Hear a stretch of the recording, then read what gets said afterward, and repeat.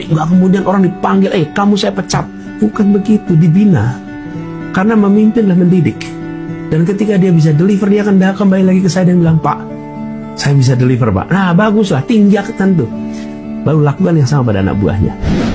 Dalam sebuah organisasi atau pemerintahan, maka semakin kebijakan itu mengandalkan pada nilai. Oke? Semakin kecil skop tanggung jawabnya, semakin rendah dalam posisi realisasinya, maka semakin teknis tanggung jawabnya. Ya. Gitu rumusnya tuh.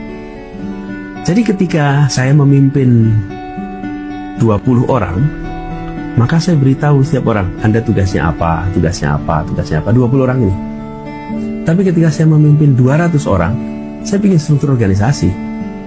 Saya membuat SOP. Lalu 200 orang ini bekerja mengikuti itu. Ketika saya memimpin 200.000 orang, ini saya di DKI itu hampir 200.000 orang dan 10 juta penduduk, saya harus pakai nilai. Saya beri kepalanya 200 orang itu, kepala-kepalanya, pimpinan-pimpinannya, ini nilainya. Membesarkan yang kecil tanpa unsur yang besar, menguatkan yang lemah.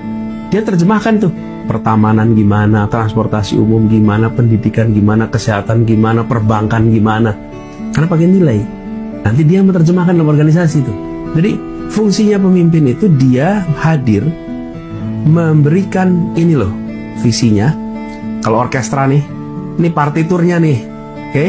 Anda main jazz, main bass, Anda mainnya piano, Anda pegang gitar, Anda pegang violin, Anda pegang suling, itu semua masing-masing punya partitur. Partiturnya itu dimulai dari gagasan awalnya si dirigen.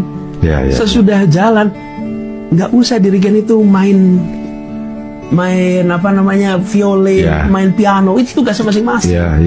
Jadi kalau ditanya, apa dirigennya kerja? Ya dirigennya cuma begini-begini aja. Dia nggak bisa kerja tuh. Dia cuma ngasih aba-aba. Memang dirigen fungsinya begitu. Kalau si dirigen disuruh main biola, belum tentu skillnya di situ juga. Belum tentu di situ. Di mana kekuatan dia? Ya kekuatan dia pada mengkomunikasikan, mengkompos dari gagasan. Itulah sebabnya kenapa gagasan itu penting. Sekarang kalau kita nggak pakai gagasan, itu pada main sendiri-sendiri. Terus nggak ada nada, nggak ada simfoni. Karena semua pada main sendiri-sendiri. Disitulah kekuatan gagasan. Dan gagasan itu muncul dengan partitur yang dipegang oleh semua. Bayangkan 34 gubernur, 520-an kabupaten kota, kemudian 34 menteri, badan. Masing-masing punya partitur sendiri-sendiri. Tapi harus ada gagasan untuk dilabel itu sehingga masing-masing bisa jalanin. Itulah kepemimpinan. Nah, itu sebabnya kenapa saya bilang tadi ada gagasan. Nah, gagasan itu pakai nilai, terjemahkan membentuk partitur itu pegang oleh semuanya. Dan kemudian terjadilah simfoni. Nah, ketika simfoni berjalan, orang merasakan tenang, hidup nyaman. Mas, ini kita berada di sini, ruangan kita nyaman nih, AC-nya enak. Memang pernah kita bilang terima kasih PLN? Nggak pernah. Kalau mati baru kita sebut. Nah, pemerintah itu menjalankan semuanya berjalan nyaman. Jadi ketika Jakarta tenang nyaman, nggak ada yang bilang, terima kasih Pak, nyaman. Enggak, pas krisis baru, di mana nih pemerintah? Oke? Jadi negara itu nggak usah minta rakyat bilang, oh ya terima kasih Pak, nyaman. Enggak. Tapi kita tahu persis bahwa itulah ketika rakyat mendapatkan kebutuhan pokok terjangkau, pekerjaan nyaman, belum tentu bilang terima kasih. Tapi itulah yang mau kita buat. Suasana simfoni yang kalau tadi saya bilang, masing-masing bidang itu ada yang dikerjakannya. Nah, di situ kemudian ada monitoring. Apakah dikerjakan dengan baik atau tidak? Ini bukan teori, ini praktek. Kalau nggak dikerjakan dengan baik, dikoreksi. Kalau problemnya pada pengerjaan, diperbaiki. Kalau problemnya pada orangnya diganti. Kalau problemnya pada pekerjaan, diimprove. Jadi fungsinya memimpin juga mendidik. Nggak kemudian copot gitu loh. Semua orang itu pengen belajar juga. Bung, Anda targetnya 8, baru dapat 6. Apa masalahnya? Koreksi dong. Ini kasih waktu 3 bulan Anda koreksi. Kalau nggak bisa, orang lain yang ngerjain ya. Kenapa? Ini pajak rakyat loh. Ini bukan uang saya.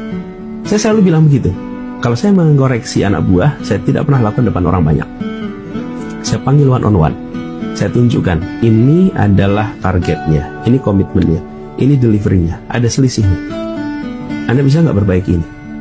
Nothing personal. Kenapa? Karena ini saya dititipi uang rakyat. Dan uang rakyatnya dititipkan pada Anda. Ya. Kalau Anda tidak bisa kerjakan, saya cari orang lain yang bisa kerjain. Tapi kalau Anda bisa kerjakan, yuk saya kasih waktu 3 bulan, perbaiki. Dikerjakan. Nggak ada personal, sebagai teman, kolega. Tapi ini saya lagi titipin uang rakyat nih. Kalau Anda nggak bisa kerjain, saya cari orang lain. Ya.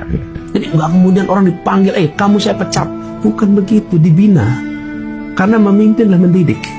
Dan ketika dia bisa deliver, dia akan kembali lagi ke saya dan bilang, Pak, saya bisa deliver, Pak. Nah, baguslah, tindakan tuh. Lalu lakukan yang sama pada anak buahnya. Kalau dia ditindas, dia menindas anak buahnya.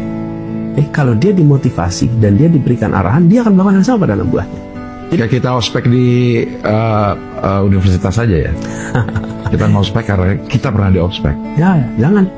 Jadi saya bilang, dan saya ketika memimpin Jakarta itu lebih banyak bertanya daripada instruksi. Kenapa itu? Lebih banyak nanya daripada instruksi. Tadi misalnya Monas tuh, kan rumputnya nggak boleh diinjak. Ya.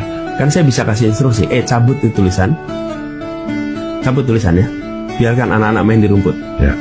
Saya bisa lakukan itu. Betul. Yang saya lakukan tidak begitu. Saya panggil kepala dinas saya, kenapa tidak boleh main di rumput? Saya mikir, kenapa ya? Ya dari dulu begini, Pak. Enggak, saya ingin tahu kenapa. Ya dari dulu memang rumput nggak diinjak. Iya, saya pengen tahu kenapa. Kan dia nggak punya jawabnya. Karena ini harusnya buat tempat bermain, oh iya betul. Jadi ketika dia mengerjakan, dia tahu sebabnya. Ya.